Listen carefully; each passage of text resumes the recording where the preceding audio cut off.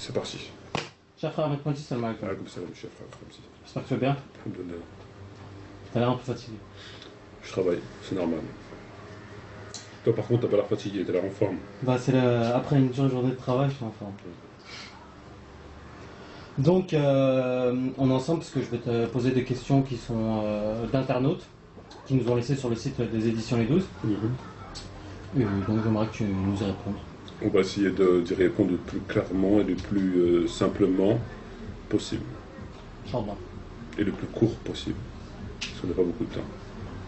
Donc, salutations de politesse. A'udhu billahi minash shaitanir rajim. Bismillahir rahmanir rahim. Wa salatu wa salam ala sayyidina Muhammadin wa ala alihi wa sahbihi ajma'in. Wa salam alaykum wa rahmatullahi wa barakatuh. Le salam à nos frères et sœurs qui nous écoutent et le bonsoir aux éventuels Non musulmans qui nous écouteraient. notamment. Les RG. Merci Ramzi. Salut. Donc, on va commencer tout de suite. Donc, je vais te lire la lettre d'un frère. J'ai eu l'agréable surprise de recevoir ce livre que vous nous avez envoyé et je vous remercie pour cela. Depuis plusieurs jours, j'ai de nombreuses discussions avec des musulmans.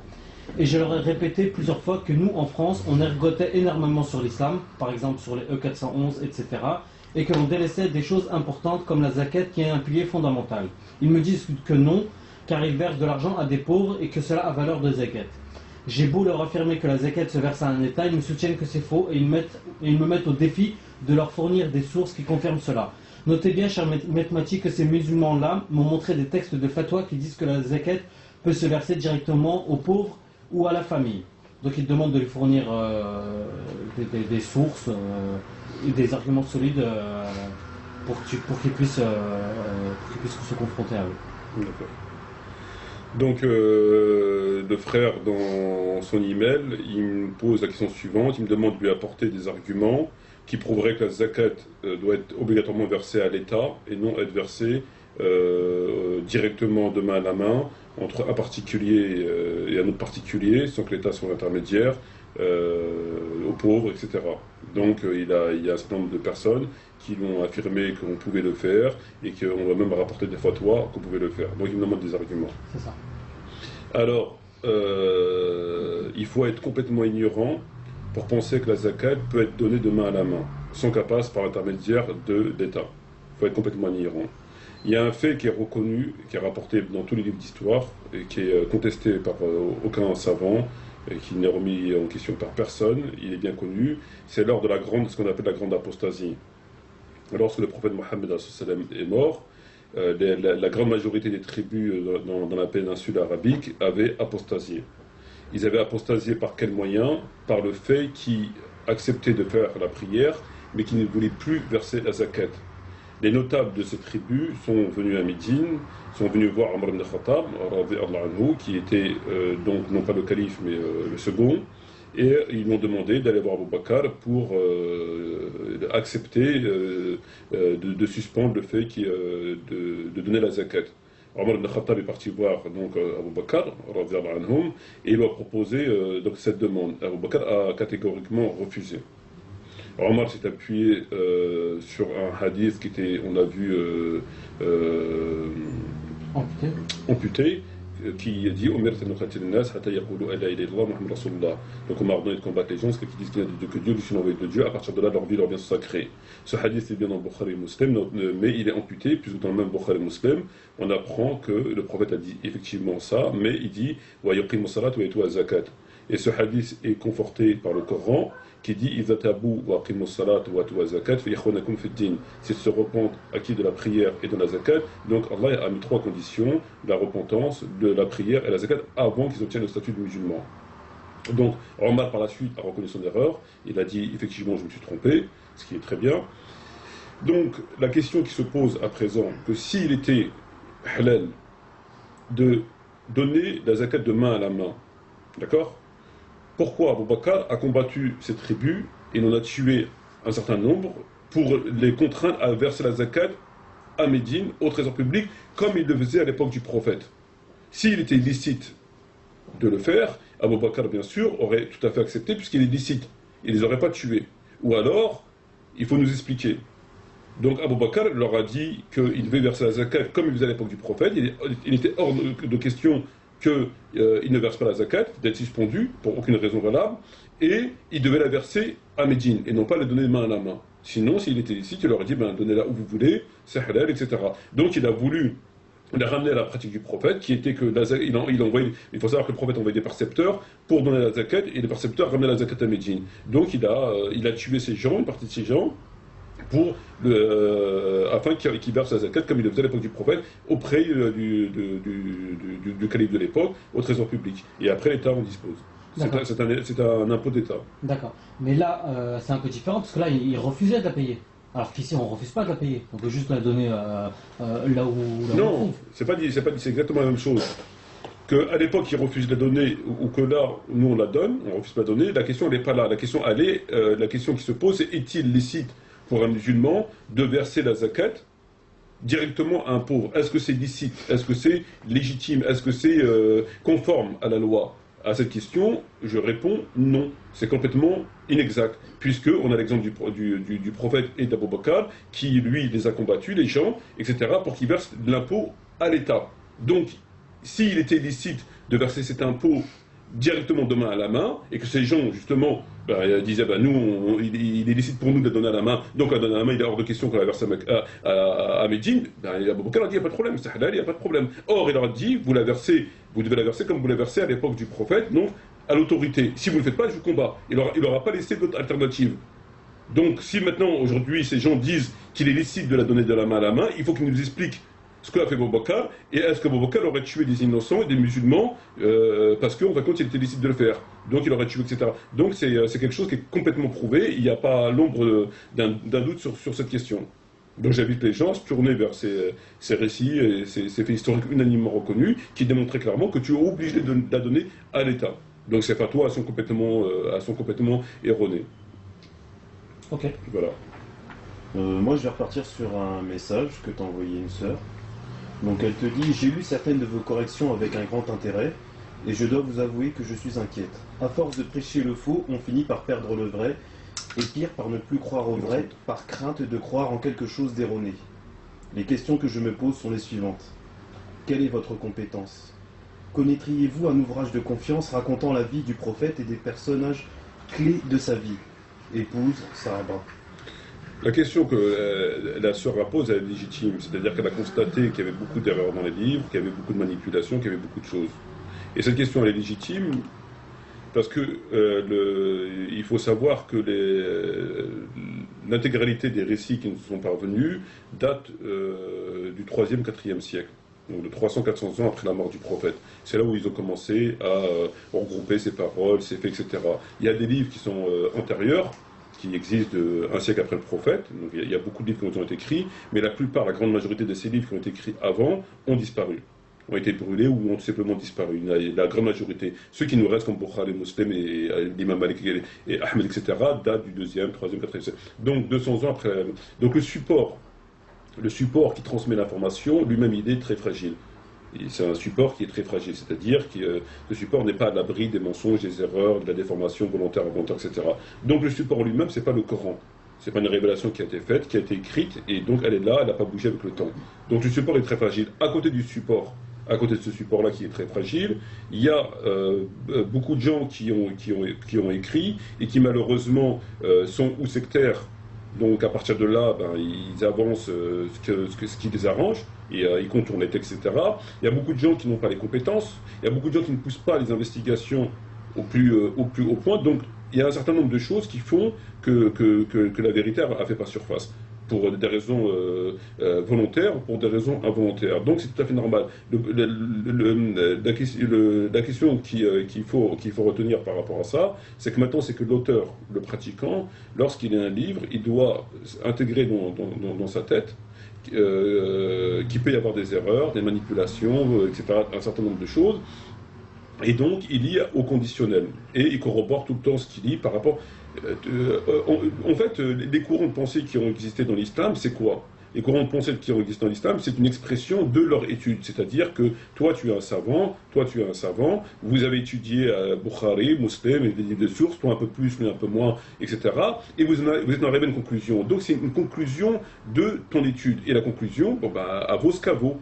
Et donc, en fait, tous les courants de pensée sont une conclusion des études des savants. Donc, qu'est-ce qu'un compagnon, qu'est-ce que ceci, qu'est-ce que cela. Donc, par rapport à tous les sujets sur les ablutions, la prière, etc. Donc, chacun a fait des recherches et est arrivé à une conclusion. Et si la recherche, elle est pas solide, ou s'il manque des informations ou un certain nombre de choses, bon, bah, malheureusement, bah, elle va être erronée. Plus erroné ou moins erroné, peu importe, en tout cas va être erroné. Et comme on sait que la grande majorité des livres ont disparu, donc la très grande majorité des livres ont disparu, ces livres-là contenaient des témoignages. Or, ces témoignages n'existent plus. Ces témoignages n'existent plus. Donc, toi maintenant, quand tu vas étudier, tu vas prendre Bukhari, tu vas en prendre 50 rapporteurs derrière, tu vas étudier un sujet, par exemple les ablutions, tu vas arriver à une conclusion. Cette conclusion, elle vaut par rapport aux 50 rapporteurs. Mais il y en a 300 ou il y en a 5000 que tu n'as pas. Donc, il est bien évident que si on te rapportait les autres 300, les 5000 ou les 10 000 rapporteurs qui sont avant Bukhari, peut-être que ta conclusion serait autre. C'est comme un juge d'instruction qui va instruire sur un dossier et qu'il auditionne des témoins. Il auditionne 5 témoins de la scène, d'un crime ou d'un accident, peu importe. Et que, bon, par rapport au témoignage qu'il a, il arrive à une conclusion. Mais s'il manque 5 ou 10 ou 15 témoins, il est bien évident que sa conclusion sera tributaire des autres témoignages, mais il ne les a pas.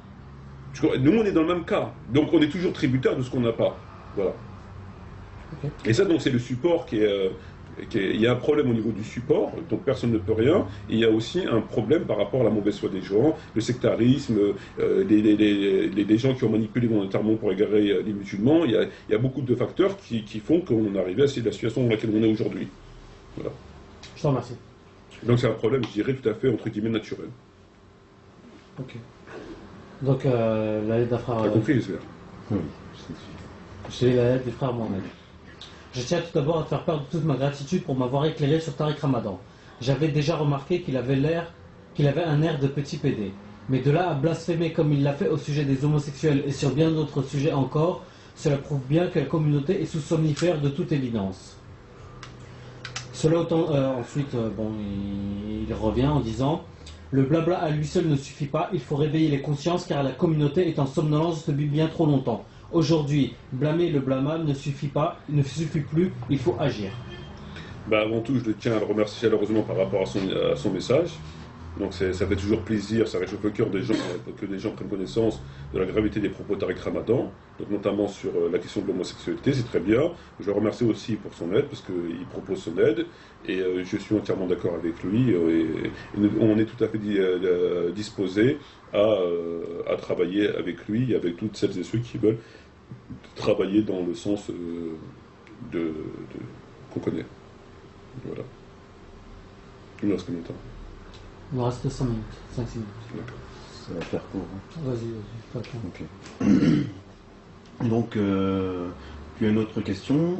Tu dis ne pas être chiite, mais les 12 directs quand je rentre, en parlant du site, la première chose que je vois, Ali, ta critique de Omar, ta vidéo sur le Taraweh, et tes critiques pratiquement exclusives et constantes sur tous les courants sunnites.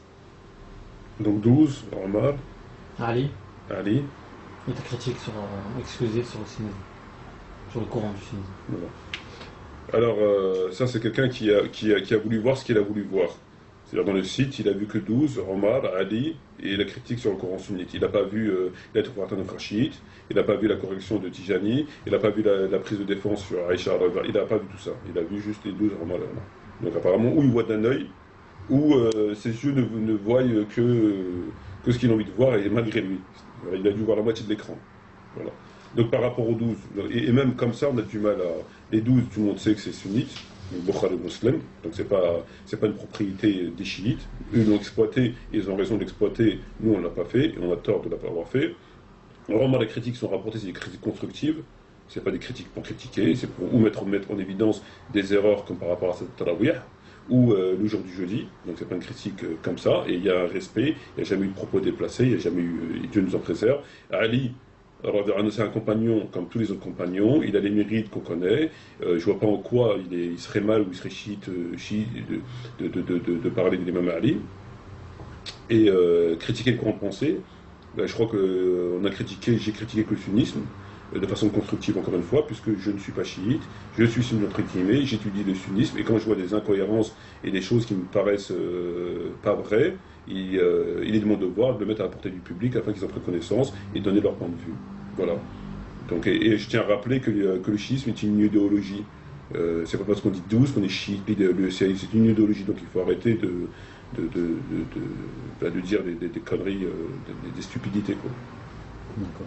Je veux dire, encore m'accuser du chiisme, c'est vraiment ou l'ignorance totale ou de la mauvaise foi. Ok. Je vais te lire encore une autre lettre. J'aimerais avoir votre avis sur un procédé qui est de plus en plus répandu, à savoir ce que j'appelle la scientifisation du Coran. Cela consiste à dire que le Coran est entre autres choses un livre scientifique et qu'il s'y trouve un grand nombre de versets qui corroborent les découvertes scientifiques modernes. Un des maîtres en la matière est dénommé Haroun Yahya. Que pensez-vous de ce type de travaux? Ne pensez-vous pas que le fait de vouloir prouver l'existence de Dieu par des miracles scientifiques est révélateur d'un manque de foi et de confiance?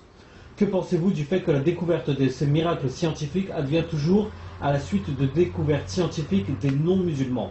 Ce qui revient à dire que le Coran est à la remorque et dépendant des travaux des non-musulmans. Ce type de pratique se multiplie surtout chez les musulmans d'Occident et j'aimerais savoir si ce genre d'attitude rentrerait dans votre critique générale de l'islam d'Occident. Mais il a entièrement raison. C'est des choses qui sont propres aux musulmans contemporains.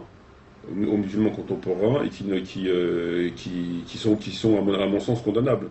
C'est-à-dire qu'on sait très bien que le prophète ou les compagnons après lui n'ont jamais essayé de prouver par ce verset ou par ce verset que Dieu existe. D'ailleurs, il n'est pas possible de prouver que Dieu existe, puisque si on apporte la preuve que Dieu existe, on a plus de raisons de croire ou de ne pas croire. Dieu existe, donc Dieu il a laissé le doute exprès pour que les gens puissent être rétribués par rapport à leur croyance. Donc il n'y a pas de preuve matérielle, ça n'existe pas, et Dieu merci, premièrement. Et deuxièmement, il a entièrement raison, parce qu'ils se battent pour essayer de prouver aux non-musulmans, à travers des textes scientifiques que le Coran et la parole de Dieu, etc., c'est choses qui sont complètement... qui sont pas raisonnables, et d'ailleurs eux-mêmes ils n'ont pas les moyens scientifiquement d'apporter des faits scientifiques par eux-mêmes. Donc ils reprennent les travaux des non-musulmans, et de là, ils exploitent dans le sens du Coran. Moi, je pense que c'est quelque chose qui, comme il dit, c'est propre aux musulmans de l'époque dans laquelle on vit. Il ferait mieux de s'occuper déjà de donner la zakat et d'aider leurs frères en Afghanistan, en Palestine, et de faire leur devoir que Dieu leur demande de faire, sur lequel ils seront interrogés, plutôt de courir après des 1+1 et des 19 et des... Mais est-ce que c'est un mal? C'est pas que c'est un mal, disons que c'est quelque chose qui n'est pas nécessaire. Et avant, c'est un mal dans le sens où ils font pas ce qu'ils doivent faire. Voilà, donc ils font pas ce qu'ils doivent faire, mais par contre, pour faire des choses comme ça, ils ont le temps. Donc c'est un combat choisi, c'est un combat adapté à leur envie, à leur passion, voilà. Ils sont pas soumis aux règles que Dieu impose, comme le prophète et les compagnons. Ils se soumettent eux-mêmes à leurs propres règles, qu'eux-mêmes s'imposent. D'accord. Voilà. Donc je suis entièrement d'accord avec lui à 100%. Ok. Là, on a terminé le temps. T'as fini à la fin. C'est fini. Il m'en restait une. Mais le temps, il reste plus de temps. Il reste plus de temps. Le chef, il a dit qu'il reste plus de temps, il reste plus de temps. C'est terminé. Chef, c'est chef qui a dit ça. Et en plus, c'est lui qui l'a posé, ça m'a Bon, en plus, c'est de pas une question. Car là, tu l'as mis dans ta poche. Ça sera pour une autre fois. Voilà. Je te remercie. De rien. Et à très bientôt, Merci à vous. Shukran jazil. Wa salam alaikum wa rahmatullahi wa barakatuh. Et à la prochaine, Inch'Allah.